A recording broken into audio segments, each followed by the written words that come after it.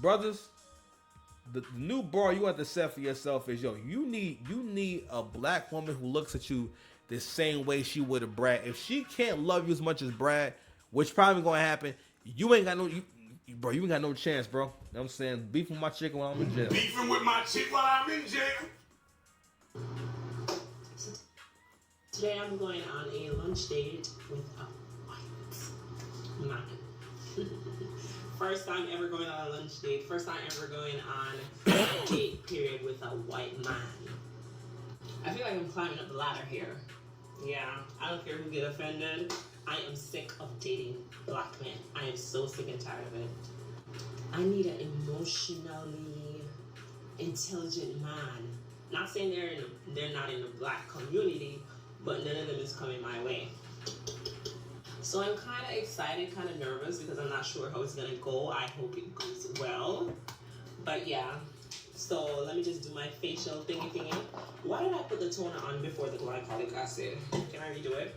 Anyways, yeah, so I have not had any form of luck, whatever, with black men. So I'm just going to try a different route. There's nothing wrong with trying a different route, correct? A chance just to see, and then I can compare and I can critique and I can do this, that, and third. But I feel like it's only fair.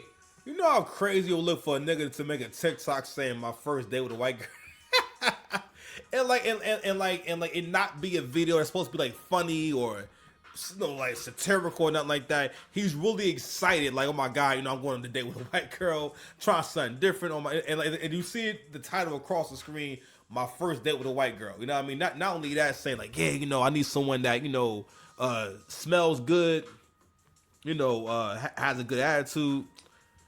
I wasn't ready to give y'all a punchline there. I'm sorry. All right, I'm gonna let her cook. I'm gonna let her cook. My bad. Here for me to just explore all my options. That's not an A option. few moments later. Let me tell you something that I realized. Men play chasing games. Sometimes they don't even realize that they're playing this game because they're Whenever now again, modern women are such losers when it comes to relationships and whatnot. Because in terms of this, because it's funny. Everything women say they want from men, it's all like gaslighting. So you might have heard the term low effort when like modern women have been advocating, fighting tooth and nail. It's a war, and you niggas don't know you in the war. They've been fighting tooth and nail to make sure they don't gotta do nothing. All right, they ain't got to a point where they done over negotiated to the point where they trying to say, even though being a mother is like slavery to them, they can't stand. Keisha can't stand having your kids, nigga. You know what I mean? Like real talk. You see this shit on Twitter. Like I don't know why, but I'm in the algorithm for like ungrateful bitches. So you'll see women coming online talking about they'll express these thoughts as if like they're saying something controversial. No, if this was like 10 years ago, that'd be controversial. Y'all all talk like that. You're not, but they'll express it as if because they'll be like, oh yeah, unpopular opinion. Being a wife is like being a slave, or it's something to that effect. But really, that's just a loser mindset. That's how losers talk about their job. A loser will always talk about his job as in regards to pretty much hating on the people who actually run the establishment and provide him with the check and whatnot. So that's where you get the person who tries to fight with the management, tries to stick it to the man. I'll never forget this story my homeboy had years ago when he worked at in Newark. I believe the administration changed hands and they had a new let's just say a new manager, right? And the manager had a secretary. So the secretary was was the one who'd been working there, and she was the secretary for the previous person who worked for the manager. So the manager came out and told her to do some task, right? And her response was, "You could do it yourself." As the secretary, she is the assistant. Now, mind you, and it was a black woman. Now, neither me and my friend can remember what she said when she was like on her way out and whatnot. But I believe like it was something to the effect of, they want to get rid of people who are honest. They want to get rid of people who keep it real type shit. When all actuality, as I get older, I realize how ridiculous that shit was. And I believe the person who started working there, I believe he was black, I believe. And you see that dynamic playing out where it's like, it doesn't matter if I'm your subordinate and you're over me and whatnot. All you niggas are the same.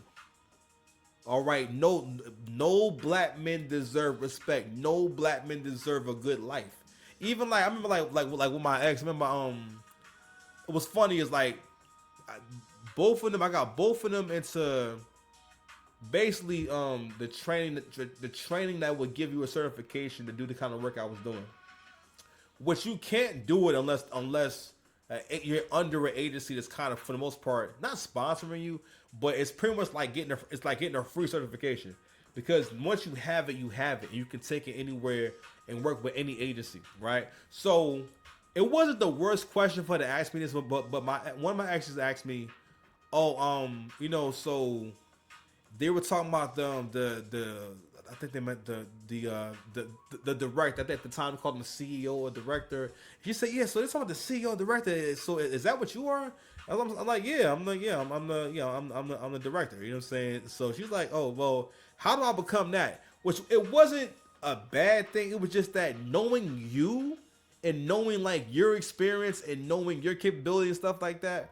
How is it appropriate for you to have this conversation with me the same day as your first day learning about the field? And don't get me wrong, it wasn't from a place of I want to learn how to do this. So can you teach me? Because again, not that it would be a bad thing to have your own agency and whatnot, but I could tell it was solely because she feel like, all right, well, nigga, if he can do it, then it must not be anything to it. And I'm like, fam, my organizational skills, my mental health, my leadership skills far exceed your own, and I had a lot of trouble. I know for a fact that you wouldn't be able to pull that shit off.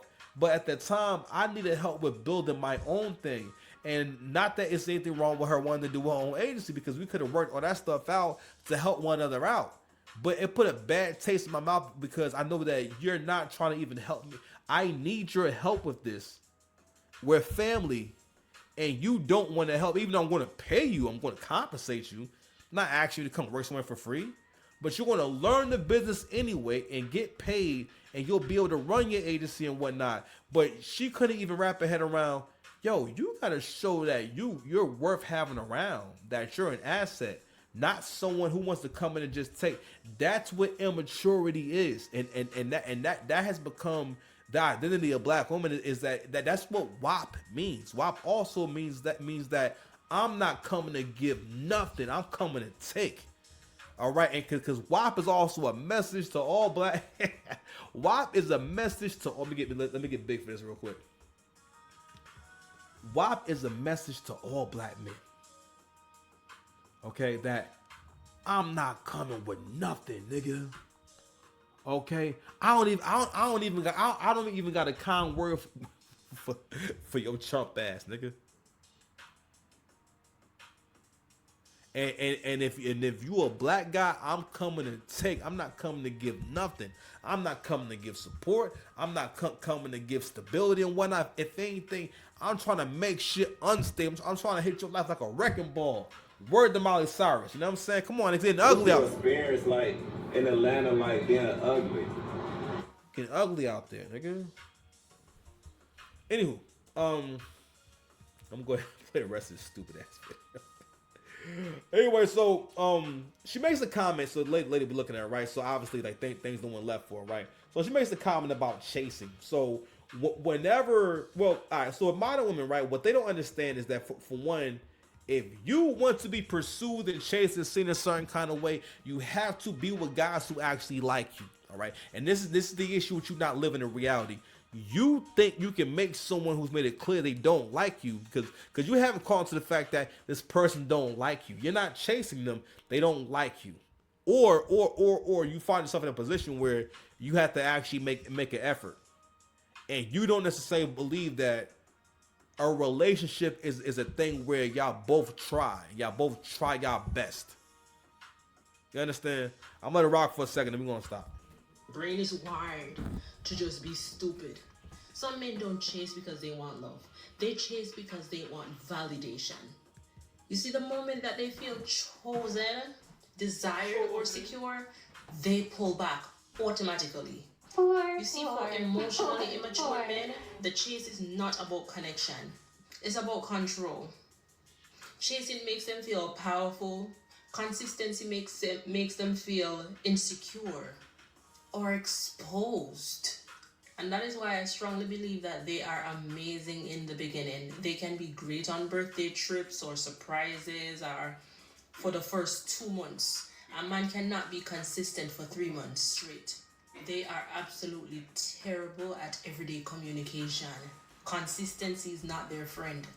So if you're confused, exhausted, or questioning your worth like I once used to. Oh, goodness gracious. Great balls of fire. Is she saying... Okay. The only way to get women to tell the truth is indirectly. So let's go ahead and translate the woman needs. She was getting smashed by this dude, and he was coming to get her when he wanted her. He was having his way with her. She was getting calls at night. She was getting booty calls. She's inviting him out to dates, to outings and whatnot, and he's not with it. That's what's going on. No, it's not a chase. That person does not see you as relationship material. Most of the time, when black women date now, if they do find themselves in a relationship with a non-white guy and whatnot, most of the time, there's always something off about them. There's always something, some kind of quirk, some weird shit, but they never. It never pans out. It never pans out, right? But anyway, I'm gonna let it rock a little more. Then we're gonna stop. It's not about your worth, really. It's not a case where you are not enough. It's because you're dealing with someone that loves to play game and only knows how to show up in moments and not over time. Consistency and them don't get along. And healthy love does not feel like a game. And if you have to keep chasing for clarity, that's your answer, right? Salute. So, your big bros stay telling you that this is everywhere. This is everywhere. It's not just over here. It's across seas. It's in Europe, Africa.